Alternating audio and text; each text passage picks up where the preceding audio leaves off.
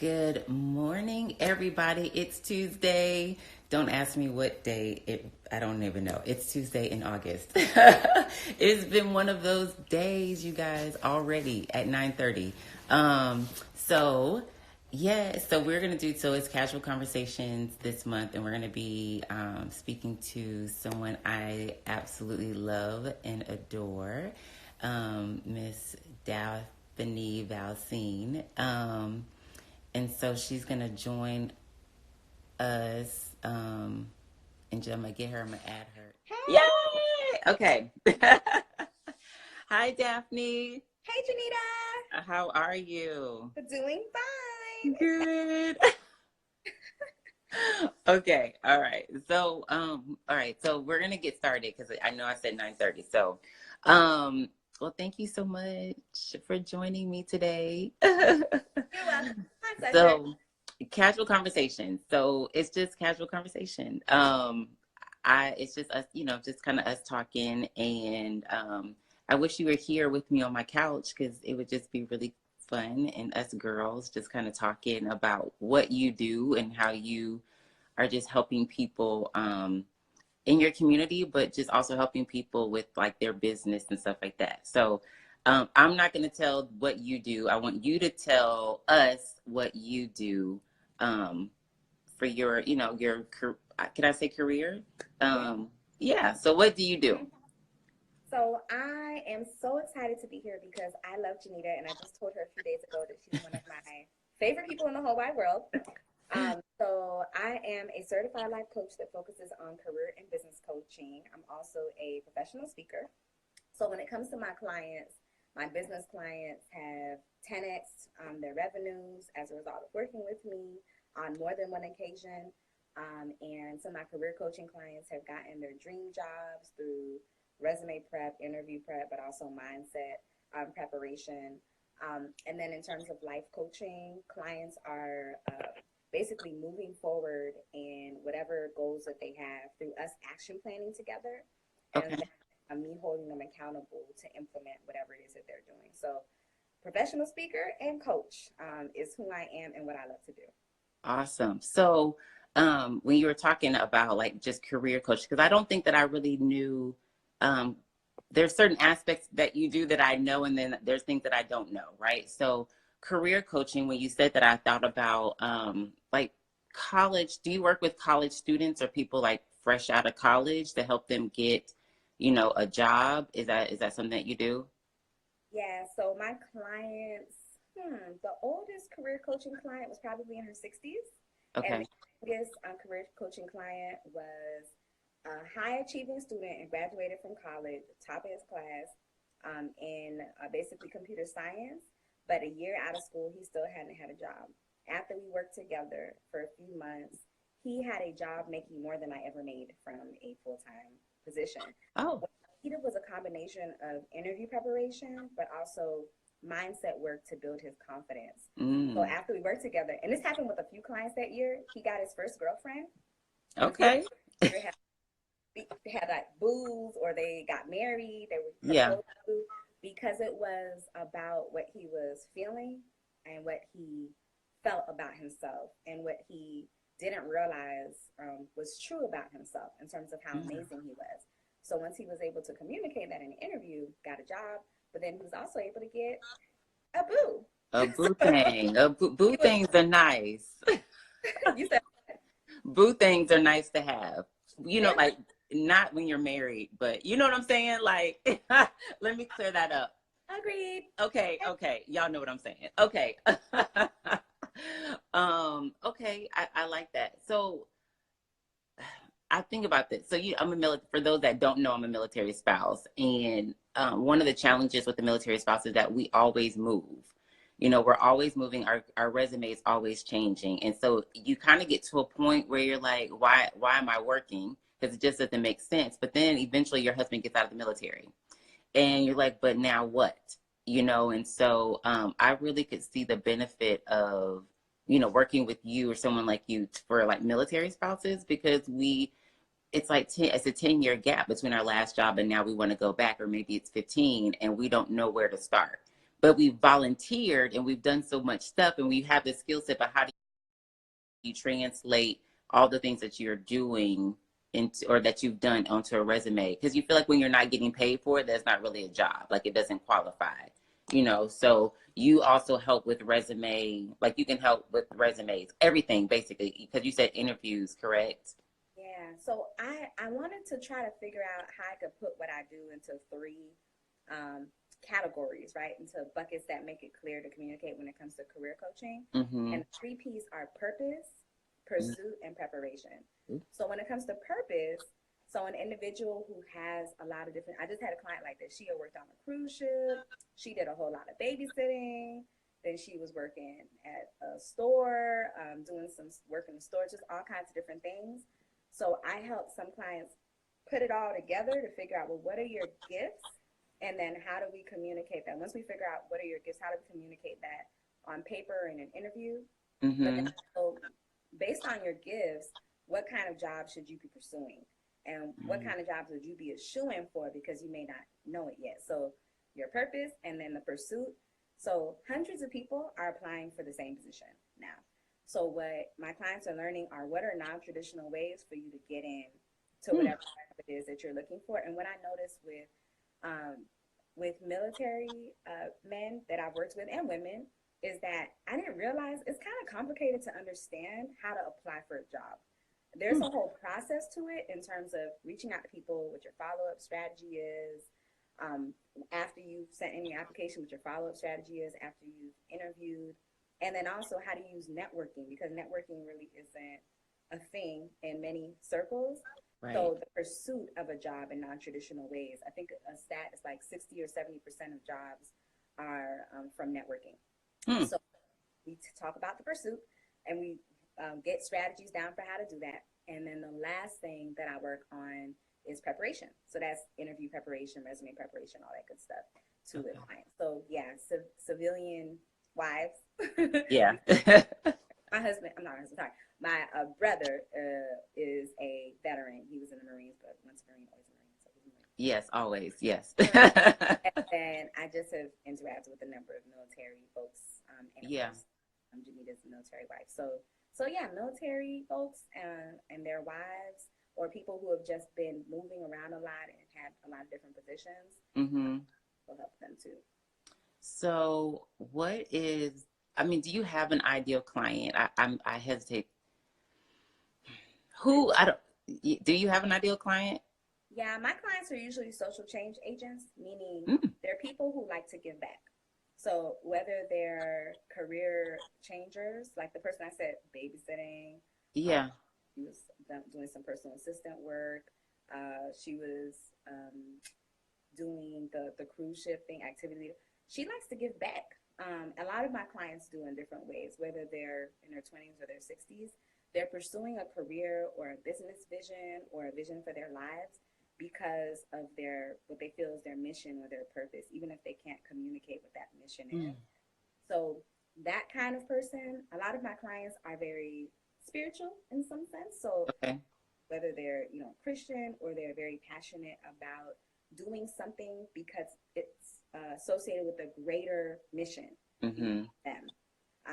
I think that that allows clients to be more motivated to pursue whatever goal they have in mind if the mission is beyond them, whether that's their kids or something else. It allows for you to keep going when you don't feel like it. So clients who are able to persevere, who have a mission that's bigger than them, who want to give back to the community somehow or to their families or leave a legacy, um, Yeah. clients that I often enjoy working with the most. Okay. Okay. Are you taking on new clients?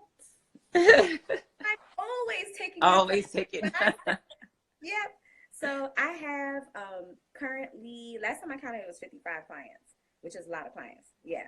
But clients are always closing out their packages and then new clients are coming on. And the goal in business is to always have a consistent amount of clients coming in as clients close out their packages. And I also have, I'm blessed to have clients that renew, which is really, really great too. Yeah. But I always ask them at the end, like, hey, do you want to renew? And they're like, yeah. So Okay. So okay. I'm stuck on 55 clients. And I'm stuck on that because Daphne's a mommy of two beautiful girls. They're so cute. How in the world do you manage this? Because I'm a mom of three, and this morning felt like I was about to fall apart before I got on this call. So I can't imagine. Oh, drop off at school was rough. So how do you manage, like how do you balance, wife, being a mother, you're a coach for 55 clients, but you're also a sister, a daughter, a mom. Like, how do you find balance in your life? That's a good question. So I am very organized. So not only am I organized, but I hold myself accountable to do the things that I need to do for my business within the time that's allotted to me. So discipline. So that I work about 20 to 25 hours on average a week. And as soon as the babysitter get here, because that's the only way I can work, as soon as babysitter get here during those hours that I work in the day, and during the day it's usually about 15, sometimes 20.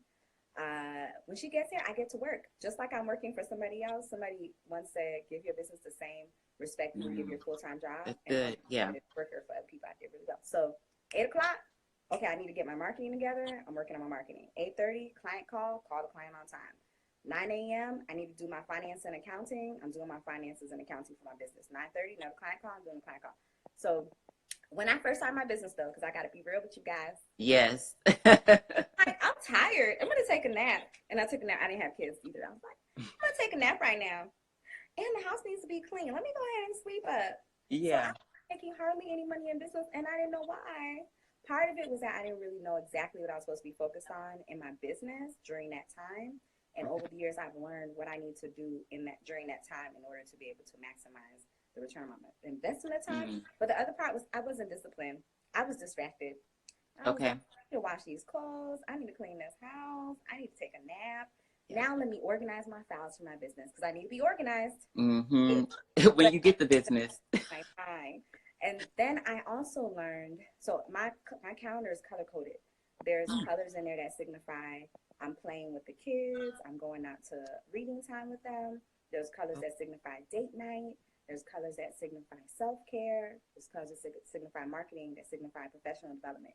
What I've learned is I need to have a little bit of each color in my calendar every week. So good. Husband, I need to be spending time with my kids. I need to value the time before the babysitter comes. Not like, oh, babysitter, I can't wait till she gets here. But like, let's walk. Let's look at the leaves. Look at the flowers. Let's take whatever it is. I need to maximize the value of the time I'm spending with my kids and my husband and self-care, all that stuff. So diversifying my calendar. Yes. So I remember that my purpose just isn't in my vocation, but also in who God wants me to be for my family. So that's I'm loving this. I'm going to go get some markers today. Because my kids use my highlighters and they're all dried out. So I need some fresh ones, and I'm getting ready. Well, I love what you just said, right? Because we know it, but sometimes we aren't intentional about implementing it in our life. And so self-care, all about it. I'm trying to do, more about that, being more present. Like for me, all my kids are gone right now. They're at school. Thank you. But Fridays, I do have one home with me, and I want to get to the point where I do everything during the week when she's not here, so that Friday gets to be my day with Zoe, and that's my time with her. And just blocking out time for hey, I want to have me time. I want to have go eat brunch with a girlfriend, or I just want to read. I was reading a lot and now I'm not. And I feel kind of bad. I miss it. So I'm trying, but I wasn't color coding it. And maybe I needed some colors. I don't know. But so I'm going to try the color piece because self-care is so important. It really, really is. And so I think that's a great note. That's a great takeaway. Self-care and just being organized, especially when you work from home, because it is distracting. You see everything and it's tough. And then your phone. I don't know about you. Do you use Do Not Disturb on your cell phone?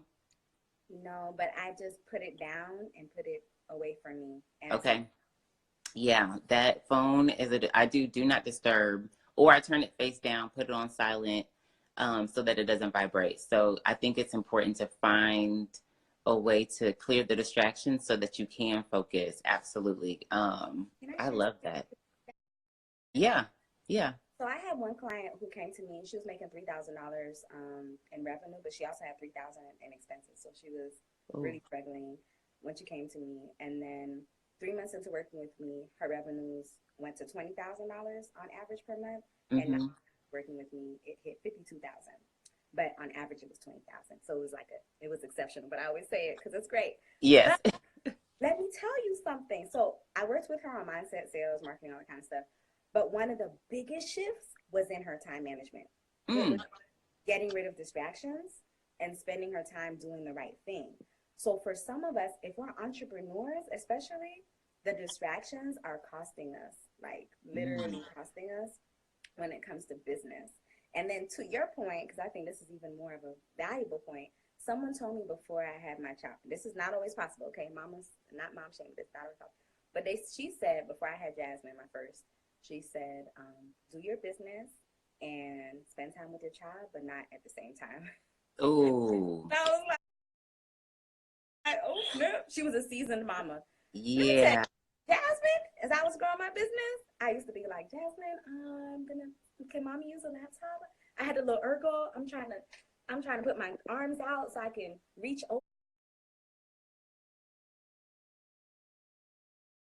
her to do my business. Yeah. Sleeping, I'm registering as a contractor while she's sleeping on the bed. I'm using my Right. Right. So I am just finally, I think maybe as of last year, getting to the point where I can separate those things. So it hasn't been an easy journey, but I was like, Lord, please help me to make sure that I'm not spending time like multitasking. Yeah. Jasmine doesn't like it because I think some kids actually are cool with it. Some kids, they're chilling on the side while you're doing your work and they have no problem. But Right.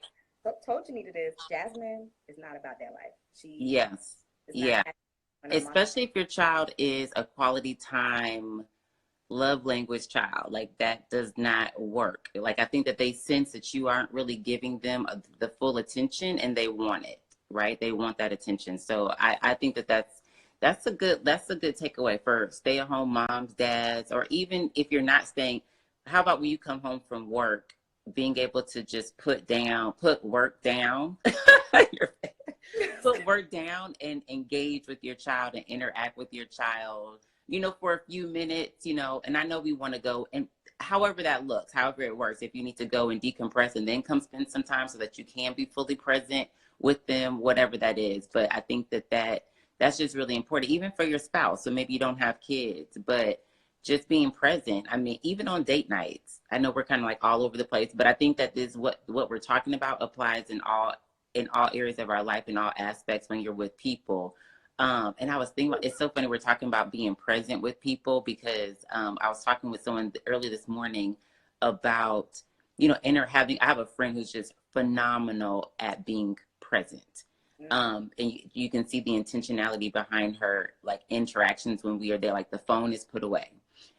She's engaged in conversation. I don't know if you've ever been with somebody and they're talking and you're like, yeah, or they're scrolling on Facebook, and it makes you feel like they don't really want to be there, and so I think that when we can kind of put those distractions down for a little bit and just engage in conversation with our loved ones to show them, hey, I really do love you and I really do want to be here, it speaks volumes to them and they remember it.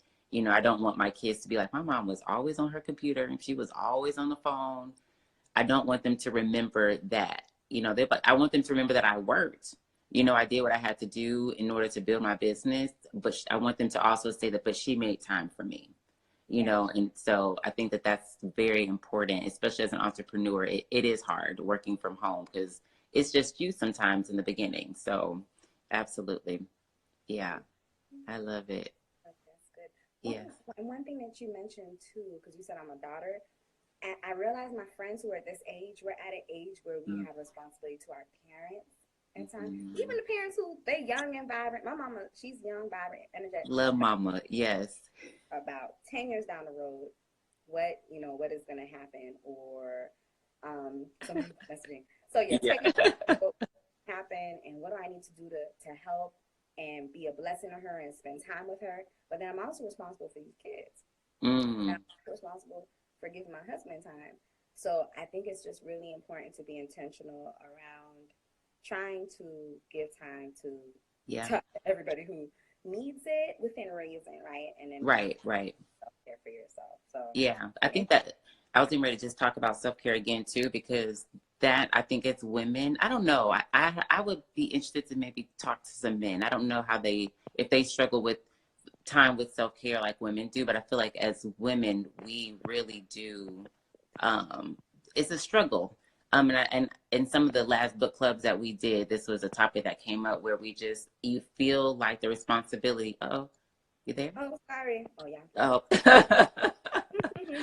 You have so much responsibility, so it's difficult. You feel guilty, or you feel like if I step away for a minute to go and get my nails done, stuff is gonna fall apart or whatever. You feel guilty about it or whatever the case may be. And I think that we really do have to break out of that, because what I had to learn was, if I just keep going and going and going and pouring out into other people, I'm empty. I'm not taking time to replenish myself. And I mean, it's like a car. You can run on fumes for so long, but eventually you run out of gas. And so it's so important, because then when I break away and come back, I'm in a better place, for my family, or for my friends or whoever, a client or on a call. Like, people sense your energy. They really do. And so, like when you got on the call, I knew how you were going to be. You're like, hey, Janine, like, I feel your energy though. Right. And so people want to be able to feel your energy. And so it's just so important to block out that time on your schedule to say, hey, I'm going to take even if it's 30 minutes, 15 minutes, go and breathe, meditate, lay down. If you're at work, go take a walk around the building, like, to just break away. And when I say that, it reminds me, I used to, because I work from home, I would eat lunch at my laptop, a working lunch. I never took a break. And so now when it's lunchtime, I close the computer and I go eat lunch, like I would if I was, working. And because that's my breakaway. I don't want to look at a computer all day long. So I think we just have to sometimes it takes being creative to find a way to implement that creative time. I mean, not creative, but self-care time. And so it's really important for our overall health. It really is, because you just stress and all of that, it just weighs so much on our body. So self-care, very important. Get highlighters. I'm just recapping all the points. So good. And I think it's important to remember what it is that we like. Yeah. So someone told me in my 20s, and I remember them saying, well, we're adults now. Like, we can't act like kids. We can't, laugh too much. We can't play too much. Now, Janita is my friend, and she knows I like to play. So I was Yes. like, we got to stop playing. We got to stop having fun, because we in our 20s. And when I Right. noticed, when you have that perspective about life, where you don't feel like you can have fun anymore because you're whatever, fill in the blank, you can't be happy, you can't Mm-hmm. do things. Life is not as full, as vibrant. But when you can connect to those things that you're passionate about, it's just a whole lot more fun. So one of the Yeah. things I do that helps me to be in a very positive place is music. I love Hmm. music. So I have impromptu dance sessions in the bathroom. Out right around here. I'm right around I have like one of those little fancy bathrooms with the doors open. Anyway, Yeah. but I'll play music, and while I'm getting ready for the day, I'm dancing. I'm doing all Yeah. in the mirror while I'm getting ready. Or if I'm doing work and I feel like, oh, it's getting too serious, I need to Mm. revive this environment, I might play an Yeah. old band video. I love marching bands and I love Yeah. dance. So I mean, dance video or marching band video. Life just can't be so, in my opinion, can't be Yeah. get too serious or too dreary. And let me say, even when challenges, negative things are happening, negative people are all up in your stuff, that's the time when you need to get that joy even more from somewhere. So Absolutely. remembering what you like, and I'm preaching to myself because I had to remind myself, Daphne, what is it that you like to do and have fun, especially. Mm-hmm. So I had to remind myself, but remembering what you like, what you're passionate about, what gets you laughing, what gets you excited is important for self Yeah. care. And then for those who have kids, being okay with doing it with your kids sometimes. Yeah. So like dancing, what I started doing a few months ago is I come out the room with music, banging. You know how in the old days they used to have the little radio on your shoulder. And is that the 80s or And, 90s? and they start jumping and turning Yeah. stuff. So incorporate your kids, if you're a parent, into what it is that you love. But remember what gives you excitement and joy. Yeah. I think that that's really good, Daphne, because I know for me personally, there was a time in my life where I don't think I knew. Like my husband asked me, "What are your hobbies?" And I was like, I don't know, because I had put my focus was so much on taking care of my family, right, and doing things for other people that I forgot about me, forgot about, well, what is it that makes you happy? What do you really like to do? And so I had to really spend some time trying to go back, figure out, well, what are the things that I do that make me smile, that make me laugh, that I bring me peace, that I'm calm. And I actually love to paint. I've always liked art, but I really like to paint. It almost doesn't even matter what I'm painting.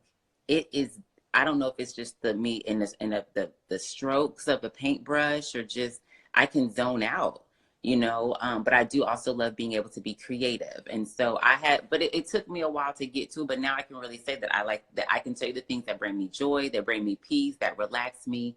And so I try to be very intentional. But for those that don't know, that can't say that I like, ABC, I would really encourage you to take some time to, over the next, like maybe take the next week or a couple weeks, to really figure out what it is that makes you happy. When you think about it, it makes you smile, or it brings you peace, because it's so important to be able to just have a place that you can retreat to when things are getting crazy.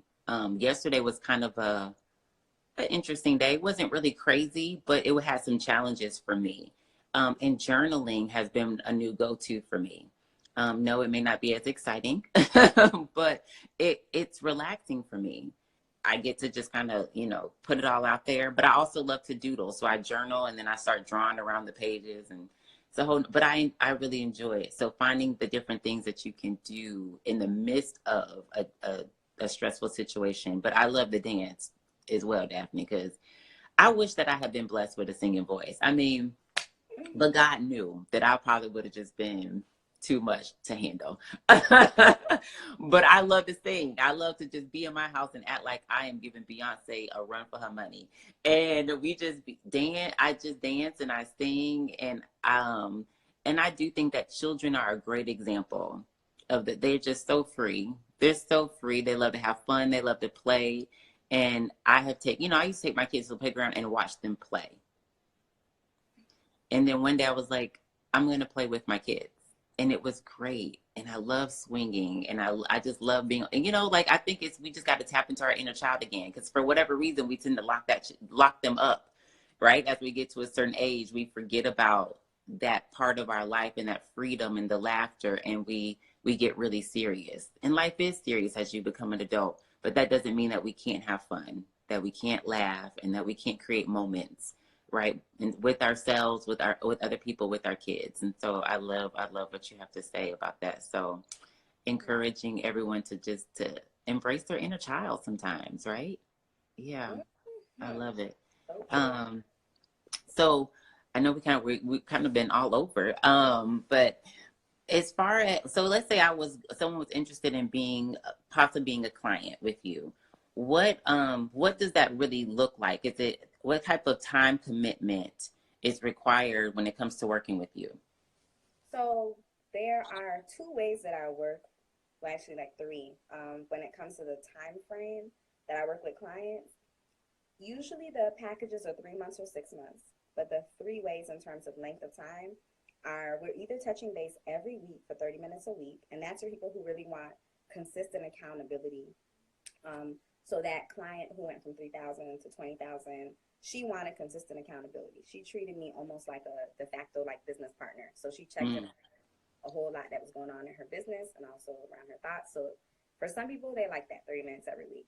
For some people, they don't need all of that. They just want 30 minutes every other week. Let's identify what strategies I need to move forward. I'm going to implement those things, and then we'll come together every other week. For others who need, they want to flesh out their thoughts more, an hour every other week is how we kind of split the coaching sessions over a 3 month period. And then at the beginning of the package, because I think I used to be a former teacher and I'm a data person, I like measurable objectives. At the beginning of the coaching process, we identify what are the top things that they want to accomplish through working with me. And if they're not sure, then I'm going to ask them, well, what is your vision? Well, what have you needed to work through in the past? Well, what do you think are the biggest challenges associated with your vision? What do you think you need to push forward? And then we'll work through those things. So when I was speaking to this morning, who wants to be a business coaching client, we're going to basically work together to get his business registered and to make sure that he understands how to manage the finances of his business in a very formal way. So that's going to be our goal, our objective in the coaching process. But it could be something else. It could be someone wants to pay out a certain amount of debt, or it could be they want to have, their resume redone, or they want to work through whatever their purpose and their vocation is. They have like a top 3. So whatever it is, at the beginning of the coaching process, we identify whatever the goal is. We identify the frequency with which we'll meet, and then we meet for 3 months or 6 months. And then I have programs, and that's a whole nother thing. So if you want to dig deep into every aspect of business, I have a 6-month program for that. And then for people who want to dig deep into their personal journeys, like in terms of what they need to release the past and move forward in victory through understanding of what does it mean to release, to be resilient, to have energy, to take action, all that kind of stuff.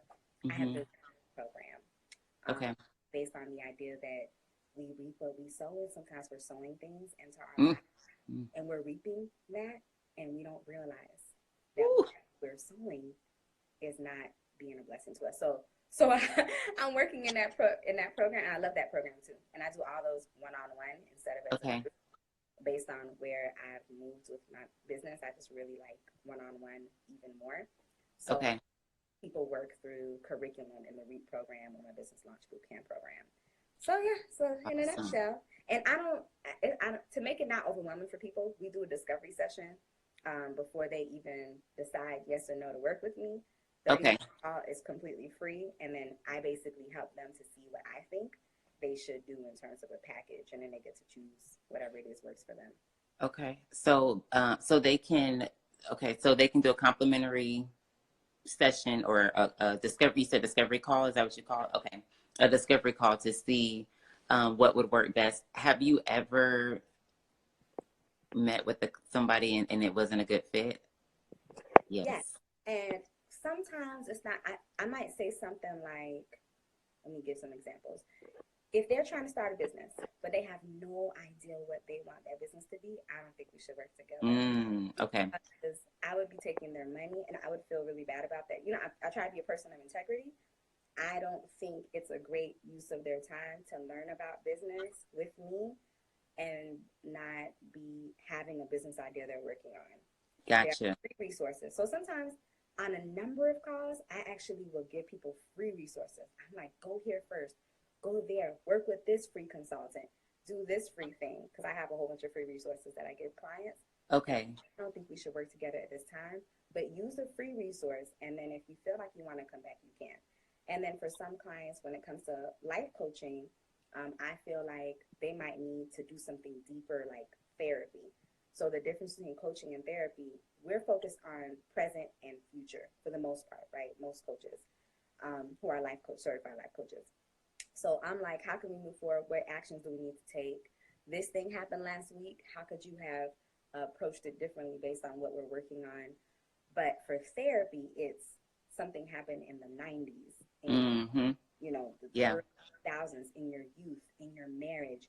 And you really need to dig deep into that story and work through those details and then come and apply it in the present. But you really need to spend some time in the past. Then I think therapy is a better fit. So sometimes I might tell prospective clients, like, well, I think that you should really pursue therapy because here are some of the things that I heard you say. And I really think that it would be a good alternative for you at this time. Then if you'd like, you can come back to coaching. Or maybe like if they're trying to get in grad school, I might be like GMAT coach or MBA, maybe what you need. So everybody who does a discovery session, I don't sell them on coaching. It's to help them figure out what's best for them. One more thing, because coaches have different perspectives on this when it comes to finances. So my services are fee for service. And sometimes when people tell me about their financial situation, I actually, and people who disagree with this, but I actually encourage them not to pursue coaching at this time. So they say, I got addicted. Hey, you know, I would love to work with you, but however, I really want you to focus on this thing. That's awesome.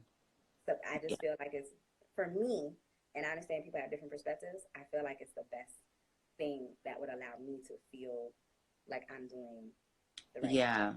Yeah. I could say a lot about that too, but I won't. We'll kind of leave it. Yeah, I respect that, and I think that that's awesome. Um, mm-hmm. Yeah. Mm-hmm. Okay. So,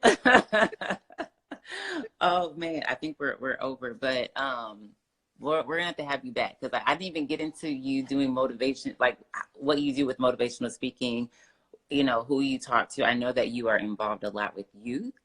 And so it kind of runs the gamut for you, but so we'll have to get into that another time. But I love what you're doing with the coaching. And so I know, let me just give a little background and then we're gonna let Daphne go. But I've known Daphne since 2002. I feel like it was 2001, Daphne. I feel like it was 2001 because I was a freshman. I was a sophomore, wasn't I? Yep. So then it was 2002. Okay. So I've known Daphne since 2002 in college, and she's been a part of my life ever since. And so it's just been amazing to watch her transform and into this amazing woman and do great things. And so I wanted to have her on Casual Conversations to share with the world and, you know, with people what she's doing, because everyone doesn't know. And that's the whole point of Casual Conversations, is to, you know, to have conversations with people that are just really making an impact in their community and in the lives of other people. And so if you're interested in connecting with Daphne, I really encourage you to do so. I'm going to put her contact information on my page on the YouTube. This will be on YouTube as well, for you to reach out to her and get your free, I want to say consultation, but consultation, and just see how she can help you and be a part of your journey and pursuing, you know, your purpose and your passion, and having someone to hold you accountable, and who has success in her business. Like, she's just not making it up. I mean, 55 clients says a lot. So yeah, so if you want to connect with Daphne, I encourage you to do so. DM me, whatever, I will get you to her. I will make sure to connect the two of you all. Love Daphne. Thank you so much, Daphne, for joining me this morning and taking time out of your schedule to talk with me, and for just being a blessing. Your energy is just so good, girl. I promise you, I was like frazzled. Miss Zoe had me this morning. But your energy on just coming into the call was amazing, and it's all smiles. So I believe in energy transfer, and so thank you so much. So any last things you want to say before we wrap it up? Yes, I was having a thought earlier this week about people's friends. Okay. And let me tell you, choose your friends wisely, everyone. I know that's real. Choose wisely. Yes. Because Janita, like, not only is she doing great things now, like professionally, but we had fun together. We did self-care together. Janita used to be like, when we were in college, hey, want to go to Tallahassee? I'm like, oh, when are you leaving? 10 minutes? I know, right? Yes. And go to Tallahassee. But we had so much fun together. But at the same time, Janita has given me wise counsel. As Janita has grown her business and done great things and the things that God has called her to do, I'm learning from her. She's learning from me. We're watching each other shine. We're both trying to be good parents. But you want to, like what Janita was saying about energy, you want to watch, like Oprah says, watch the energy that you allow in your space. And I've been so blessed to have a friend, a lady friend, mama friend like Janita. And I want all of you all who are watching or who listen later to also reap those same blessings. Absolutely. Great people in your space. So I want to say thank you, Janita, for allowing me to be in your space for so long. Yes.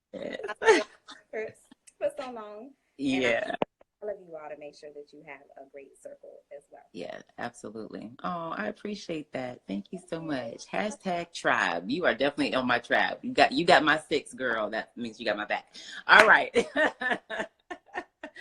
All right, y'all. Well, thank you so much again, Daphne. And I'll make sure this will be on IG, of course, for a while, but we'll get it on YouTube and we'll continue to share it. So, all right. Well, enjoy the rest of your day, Daphne. Enjoy the rest of your day. All of you who watched and who will watch. And until next time, bye-bye. Bye.